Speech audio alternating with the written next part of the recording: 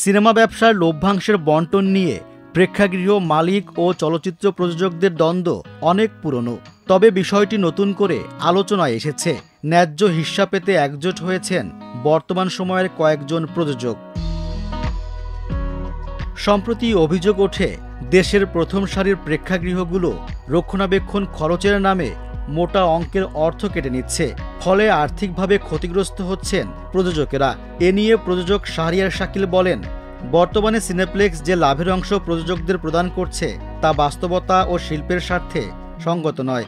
এই ধরনের রেশিওর আওতায় বড় কিংবা ছোট কোনো বাজেটের চলচ্চিত্রই নির্মাণ করা বা লগ্নিকৃত অর্থ উঠানো সম্ভব নয়। মনে রাখতে হবে, প্রযোজক ও পরিবেশক একে অপরের পরিপূরক। সদ্য আলোড়ন তোলা বরবাদ ছবির প্রযোজক শাহরিন আক্তার সুমি বলেন, প্রযোজকদের স্বার্থ রক্ষায় আমরা সবাই মিলিত হয়েছি। সিনেপ্লেক্সের রক্ষণাবেক্ষণ ব্যয় কিভাবে কমানো যায় তা নিয়ে আমাদের সবার মধ্যে আলোচনা হয়েছে। দেশের সিনেমার স্বার্থে আমরা পাশাপাশি মিলে কাজ করব।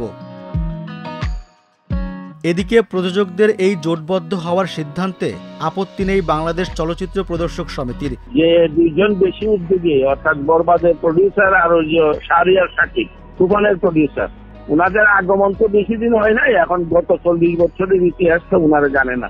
প্রডিউসারদের সাথে, প্রডিউসার ডিস্ট্রিবিউটারদের সাথে এক্সিবিটারদের বহু যুদ্ধ হয়েছে। তারা বহুবার সিনেমা হলে ছবি দেওয়া বন্ধ করছে, কিন্তু শেষ পর্যন্ত এইগুলা বেআইনি হিসাবে ডিক্লেয়ার হয়েছে। এখন ওনারা যদি কোনো অ্যাকশনে যাইতে চায়, দে হ্যাভ দ্য লিবার্টি। কথা হলো যে আমাদের মধ্যে বিভেদ সৃষ্টি করার কোনো চেষ্টা করে লাভ হবে না। সদস্যদের সঙ্গে আলোচনার পর প্রযোজকদের সিদ্ধান্তের বিপরীতে নিজেদের অবস্থান জানাবে প্রদর্শক সমিতি।